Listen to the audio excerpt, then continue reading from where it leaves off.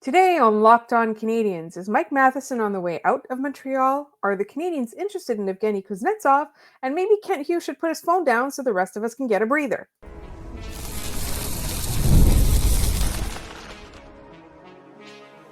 You are Locked On Canadiens, your daily podcast on the Montreal Canadiens, part of the Locked On Podcast Network, your team every day.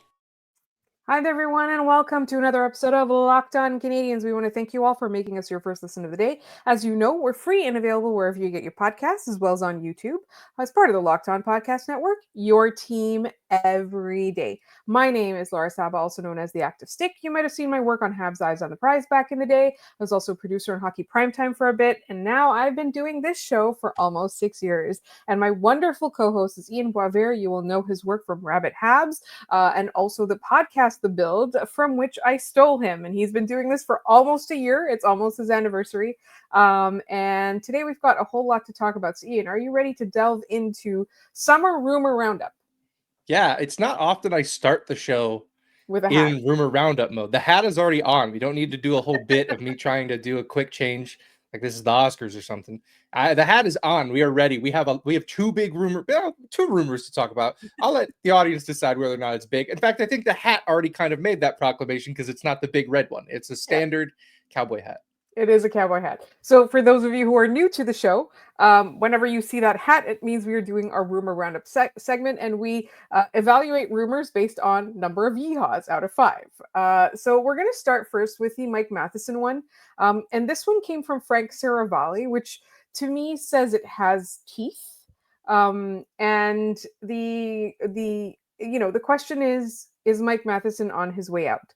To be honest, this came a little bit sooner than I expected. He has obviously 1 year left on his deal, and his role in Montreal has now greatly diminished. Yeah, it has. And I think, let's say what Frank had to say first. He first of all, he calls him Michael Matheson. I don't know if this is the rumor report aggregator account that found this. It's Mike Matheson. The only person who calls him Michael Matheson is Craig Button for some reason. So I don't know why that keeps happening. It's like when Pierre. I can't even remember his name now. Pierre Maguire. Yes, he used to call Chris Letang Christopher Letang all the time, and he was the only one that did that. It's Chris Letang. Anyway, Michael Matheson could be on the move.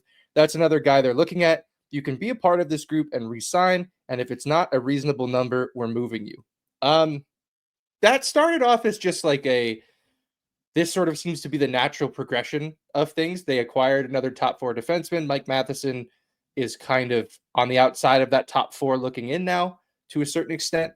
And it ends with kind of a negotiation claim that like maybe Mike Matheson didn't come in at a term that made sense. And I'm extrapolating that from what this says. I'm not saying that this was explicitly said, but it sort of feels like that might be what's at play here. I also think maybe and I think I talked about this before, and I know Arpan Basu has also as well on the Best in Good notebook, which is that like why would Mike Matheson want to stay in Montreal in his UFA year and be a third pairing defenseman and absolutely tank his own value? Like it seems like that would be a bad move for him as a professional, no? Right, absolutely. And to a certain extent, he does not control his destiny, right? This is based on, is another team going to be interested in him? Is there a deal for Kent Hughes to be made? Like, is there something that he finds attractive in this, right? Kent Hughes does have a reputation for trying to do right by the player. And I do think that one of the situations where you're doing right by a player is giving Mike Matheson a place to go where you can prove your value for your next contract. He's still really young, like he's still got time ahead of him, right? And for every day, whatever we talked about Mike Matheson, there would be at least 2 comments saying like he needs to be traded. Sometimes we wouldn't even talk about him, and unprompted people will be like, well, if you trade Mike Matheson, then you can do that, right? But for all of that, Mike Matheson has been a really valuable player here in Montreal. But now it seems like there's no real fit for him where you can optimize what he brings to the table. Yeah, and what's our refrain been when we get those comments from people on Mike Matheson? It's always been, if you are getting rid of him, you have to replace him. Yeah. Well, the Canadiens haven't gotten rid of him yet, but they might have replaced him. I mean, think of the way that Islanders fans are talking about Noah Dobson. Doesn't that sound like a guy who's already Mike Matheson? Doesn't that sound like a guy who's already going to kind of fill that role as the puck moving defenseman who has the puck on his stick a lot and turns the puck over just as a sort of side effect of just having the puck a lot. I always remember that argument of like peak Erik Karlsson, right? Everyone's like, wow, well, the turnovers are bad. Yeah, he has the puck on his stick half the game. Like he's going to turn the puck over quite a bit. It's how this works. The Canadiens, without getting rid of Mike Matheson, have already kind of found a way to replace Mike Matheson and in a more premium position. He plays the right side, and it will give them more flexibility to move Hutson back to the left, to keep Gooley on the left, and to ease David Reinbacher in. Yeah. So, like, it just seems like the Canadiens have set themselves up to be in a position where they can move Mike Matheson from a position of strength and get something in return that may help them. Now, I guess the real question then becomes, what is his perceived value across the league? Like, Right. if it was Canadiens fans making the trade, we'd get like a third line center back, if that, you know? Yeah. But I feel like his value across the league will be higher. I think a lot of people understand what Mike Matheson brings. He was at the World Championships this year. He went to Worlds, which is a very funny thing to say because we obviously know that Nick Suzuki didn't get to play in Four Nations because he didn't go to Worlds, and that's why Carey Price didn't make the Hall of Fame on his first ballot. Remember, he didn't go to Worlds. That's why he didn't make it. What do you think his value is across the league, Mike Matheson? Honestly, I think the Canadiens could get prospects for him. I really do. I don't know how, like, what the caliber of prospect is going to be. I don't even know right now what caliber of prospect the Canadiens need because they seem to have people at every talent level, right? But like, I know one thing for sure is Noah Dobson is younger and more talented than Mike Matheson.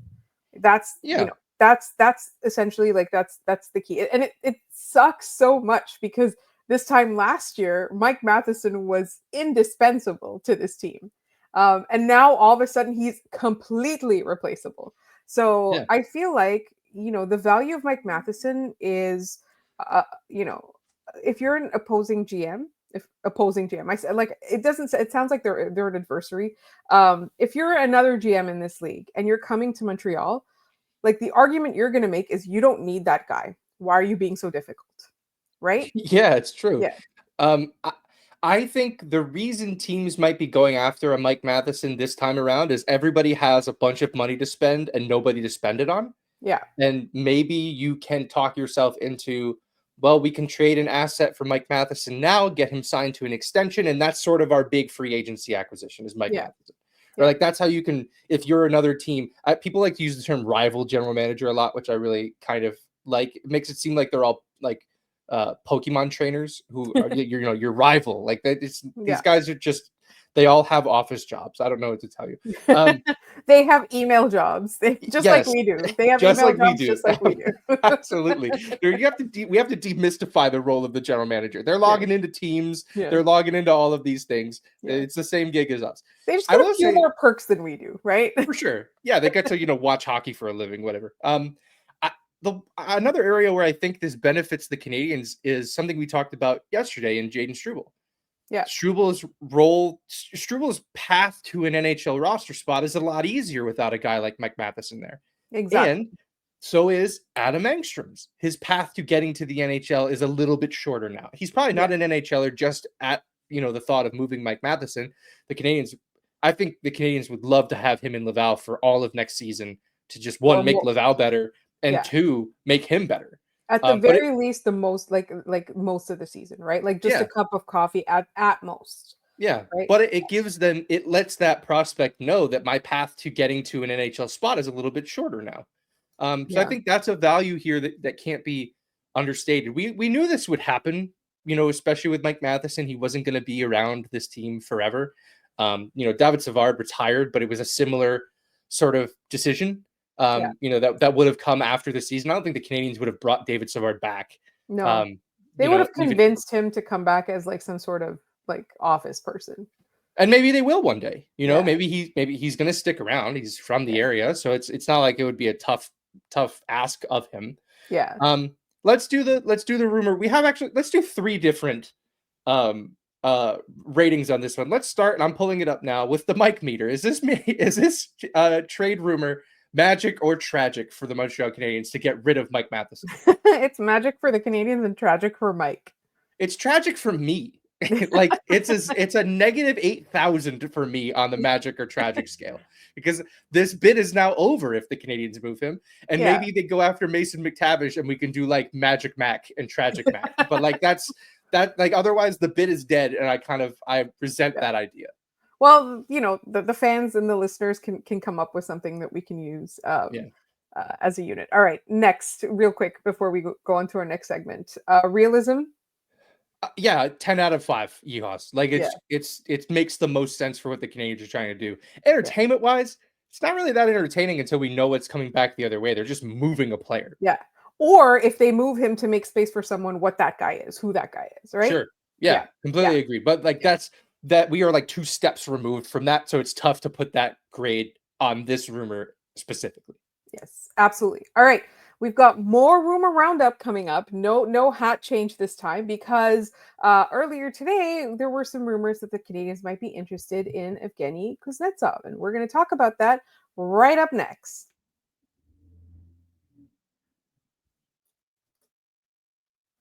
This episode is brought to you by FanDuel. Summer sports are in full swing, and whether you're all about baseball under the lights, golf on the green, or high-stakes soccer action, FanDuel is the best way to make every game more exciting. If you're already following the action, why not make it a little bit more thrilling? With FanDuel, you can get in on the game while your friends are getting sunburned at the beach. I've been using FanDuel to track my favorite matchups, and the app keeps it fresh with new daily promotions and fun ways to bet. It's easy to use, fast to pay out, and makes even regular season games feel like must-watch events. Whether I'm placing a same-game parlay or watching a bet right into the 9th inning, FanDuel makes it feel like I'm part of the action. And if you're new to FanDuel, new customers can bet just $5 and get $150 in bonus bets if your first bet wins. I'm going to say that again. New customers can bet just $5 and get $150 in bonus bets if your first bet wins. Open the FanDuel app today or visit FanDuel.com to get started.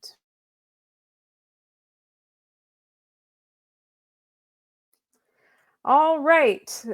This is summer, silly season, but I feel like it's even sillier, as you pointed out yesterday. Like there's a lot of cap space and nobody to burn it on. So we're talking a lot about the Montreal Canadiens, and we are going to talk about the rumor this segment. But then in our final segment, we're kind of going to talk a little bit about what's the rush, right? It is off season 3 in the rebuild. So there's still off season 3 or 4? 3. It's been a lot of them. It's yeah. And so we're going to get into that. All right. First of all, are the Habs interested? Are the Montreal Canadiens interested in Evgeny Kuznetsov? Marco D'Amico seems to think so. Yeah, he posted an article on RG today about how the Canadiens are far from done, according to a source of his. They're looking for top 6 help. They keep poking around on Jordan Kyrou, which we talked about yesterday, so we don't need to relitigate that. Go listen to yesterday's episode if you haven't already. But he notes that the Canadiens are also interested in center Evgeny Kuznetsov, which is notable for a few reasons. One, that when he was in the NHL, that was a high caliber offensive center. That was some time ago now, when he was that kind of player.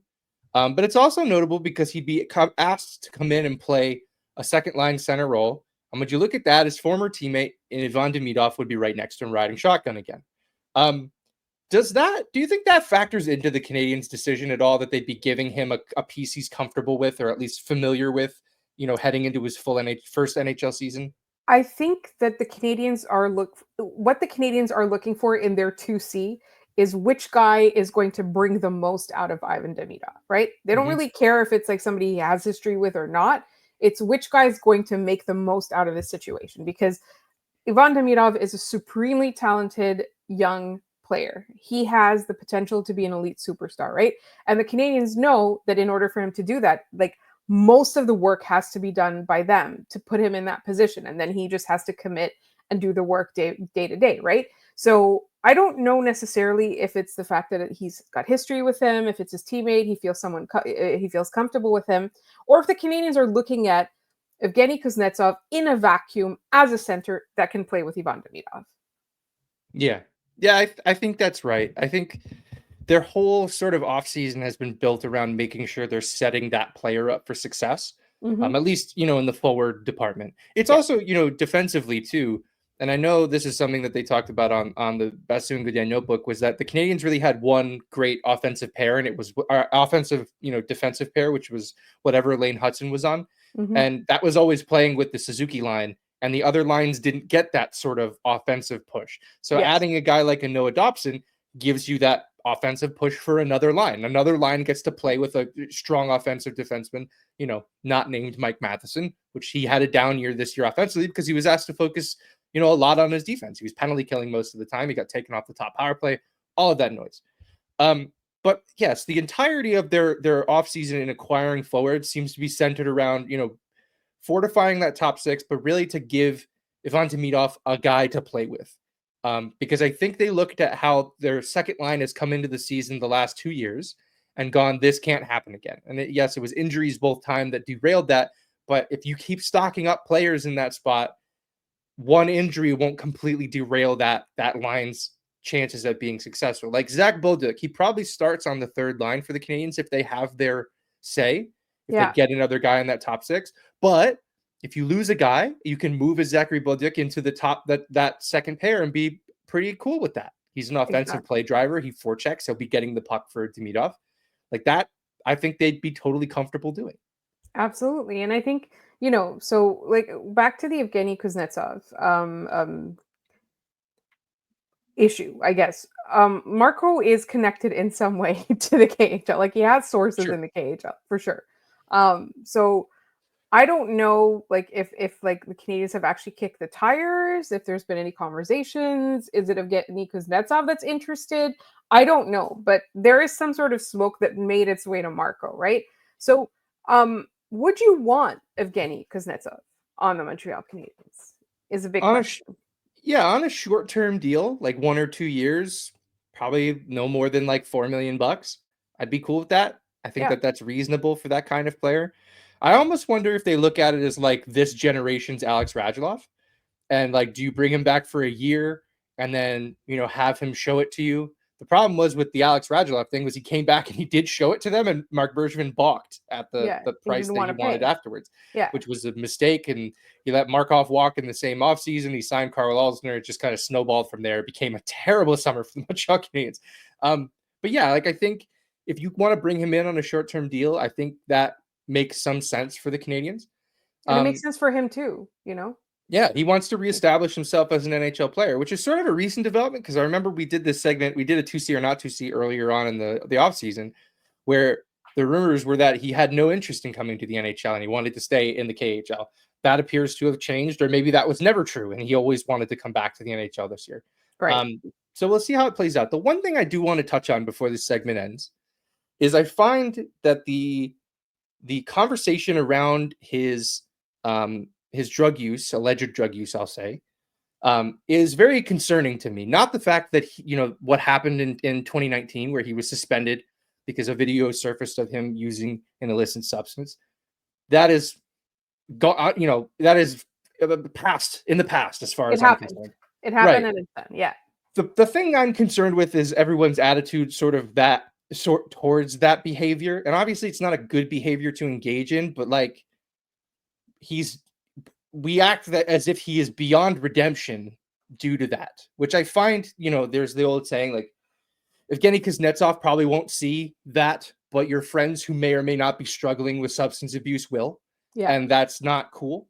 So like, I think we have to cool it with the rhetoric on that. It's a little uncomfortable to be around. I understand that, but like we cannot act like this player is unredeemable because of a mistake that he made, and potentially, like, he did enter the player assistance program, right? Like he wanted to better himself. He wanted to get out of that.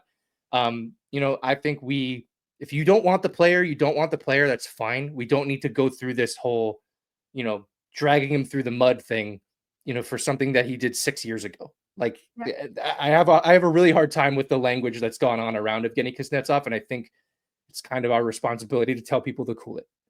Well, it's also that, like we can't forgive him this thing that happened 6 years ago, that a lot of people struggle with. And I'm not saying that he was struggling with it, or like I don't Sure, know. we I don't can't. know. We don't know, right? But then we want to forgive all manner of things that harm other people. Yeah. And we want to give those players a chance, and we want to, like, we have to stop talking about what that player did 6 years ago or whatever, and we can't do it with addiction. I think that there's a huge double standard there, and I Yeah. feel like, you want to be careful about the things that you say, about, like, because again, Evgeny Kuznetsov might not hear us, or he might hear us and not care. But look at all of the people in your life who may or may not be struggling with addiction, and you really, really want to be careful about the way you talk about these things. Yep. Um, anyway, Everyone's fighting something you know nothing about. So we just exactly.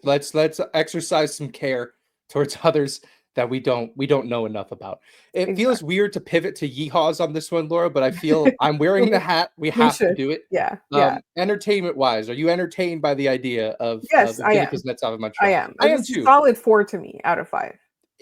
To me, honestly, it kind of feels like a new Kovalchuk. Yeah, Like this Russian guy who's past his prime, but like might show flashes of it like yeah, Kovalchuk did. I'm kind of all on board yeah, with it. yeah, like, if it's a low risk contract, it's a year, right? Like, a year or 2, and you just kind of it helps, Demidov develop, and it helps, like, the other centers, whatever the depth it is, like, if whether it's Michael Hage or not, we don't know, but it kind of helps them along, it gives them more time, like, I'm for it.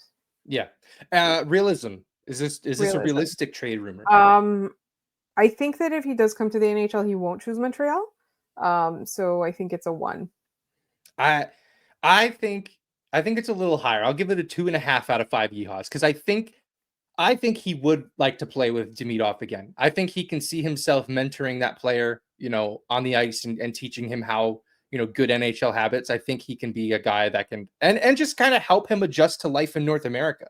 That's Yeah. another part of this that like a lot of times when people bring Russian players over to NHL teams, they bring along like a Russian player to sort of Sherpa them through the National Hockey League process and just living in North America. I think that could be helpful to him. Yeah, I think so too. All right. In our next segment, we're going to have a little bit of a discussion about why we're in such a rush to fix everything this week or even this offseason if the Montreal Canadiens are not even expecting themselves to contend for another 2 to 3 years.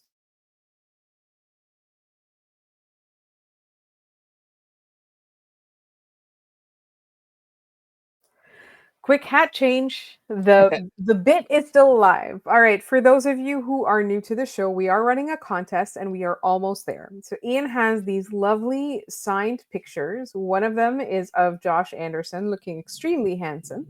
And the other one is of Arbor Jacki looking extremely well. In that one, he looks extremely like he owns the world. I really like that. Triumphant.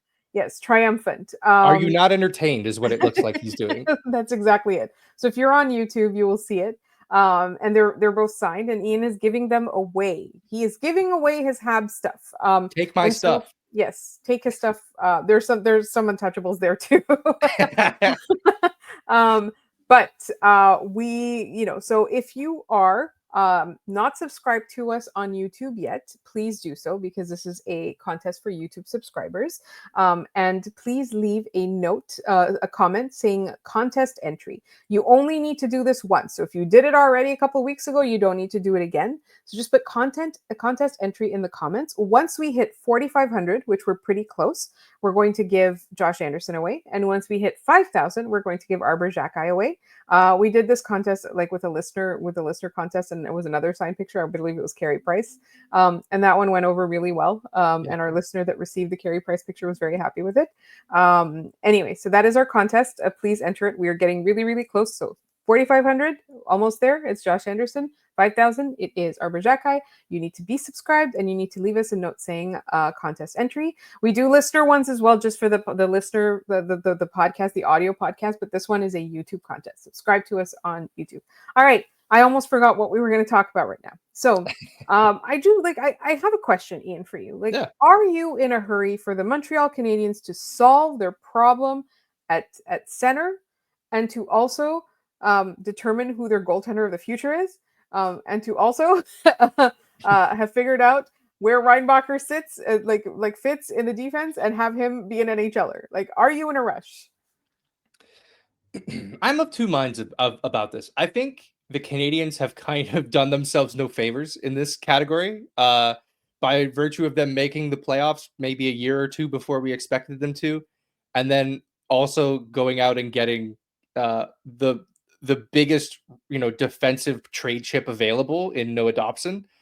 They've if they haven't accelerated their timeline, they've accelerated our expectations, which is a very dangerous game to be playing. It's one that I think they're quite good at as a front office. They're very good at lowering our expectations, or at least hedging our expectations, right? That we are not getting away with ourselves here. We're kind of doing our best to stay the course, trust the process, as I believe Gil came on here and said a little while ago from Locked On Islanders. Trust the process. That's sort of what it's been. But they've done a lot of stuff over the last, I don't know, you go back to April with them making the playoffs.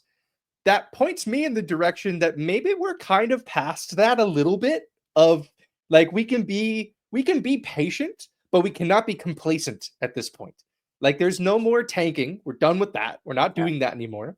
There's no more draft talk in November. We're not doing that anymore.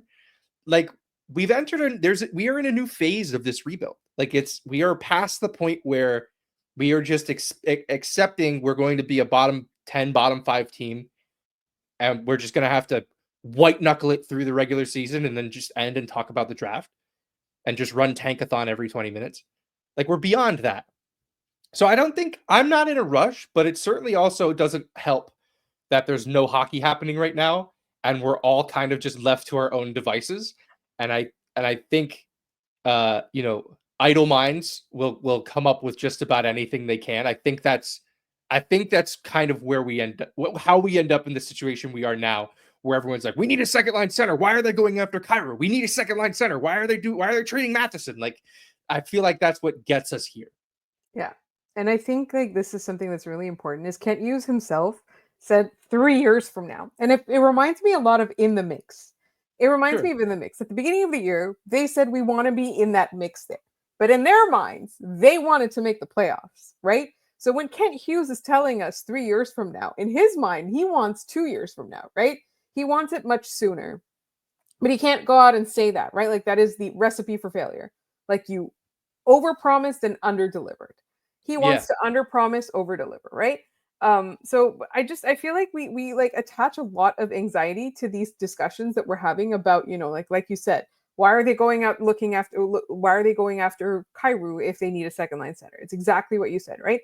The Canadiens have a little bit of time, and the most important thing is whatever they say, they phrase it in so many different ways, but it all boils down to we want to do this correctly. They don't want to be a one and done Stanley Cup run, right? Because look at how long it takes, right? Even Florida won 2 in a row, but they had to get to the final and lose first, right? You want to talk about Tampa. Like Tampa got so far until they did that, until they got their 2 cups as well. There were multiple times where they got close and they just couldn't get, There were also, remember that the season they won the President's Trophy and got their teeth kicked in by Columbus in the first round. They had to write a letter to their fans. Like none of this stuff is linear. Like none of I remember that now. Brutal. I saw a clip of the series ending goal. Josh Anderson was on the ice for Columbus, which surprised me. I was shocked to see him there. I love it. Like none of this stuff is linear. And I think just by virtue of the fact that the Canadiens have I think the players have pushed this conversation, right? Yeah. Like if you are like, if you are saying, what's the rush? Like we shouldn't be rushing this. You know who you can blame? You can blame Nick Suzuki for that, because he went on an absolute tear at the end of the season when his general manager said, you don't want me to trade people, go win games. He said, bet. And he went out and he won a ton of games almost single-handedly. He was incredible. If you want to be mad about this, be mad at Lane Hutson for going out there and putting together a rookie season by a defenseman we have seldom seen in the National Hockey League.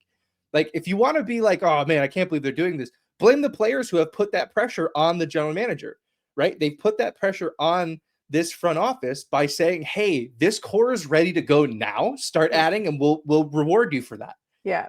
That's, if you're mad, be mad at the guys who are out there just crushing it right now. Yeah. And I think that's really like, we're looking at last off season, right? When the Canadiens got Patrick Laine, the way Kent Hughes phrased it was, I wanted to reward the players for their hard work, right? Yeah. So, this is another thing, right? Going out and getting Noah Dobson, yes, it's good management, but he's rewarding the players, right?